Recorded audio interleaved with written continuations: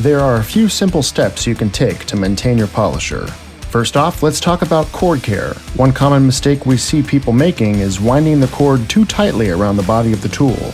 This can stress the cord relief area or cause bends and kinks in the cord itself. To prevent this, wrap it loosely in loops or even use a cord clip. Might not look as cool as hanging on the wall, but it'll help preserve your cord. Tight bends and stretching weaken the cord over time, which can lead to power loss, and without power, your tool won't run. So be kind to your cords. Next, keep those vents clean.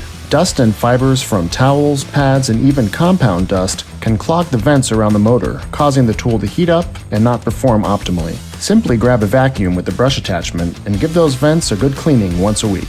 Now, onto lubrication. If your polisher has a rubber shroud, a little dab of lubricant once a week will keep things running smoothly. You can use dielectric grease, white lithium, or even some Vaseline jelly if you're in a pinch. Just apply it between the shroud and backing plate and twist it around to spread it evenly. While you're at it, check to make sure the center bolt on the backing plate is nice and tight to avoid any surprises during the job. These simple maintenance steps will keep your polisher running at peak performance and help you avoid unexpected breakdowns.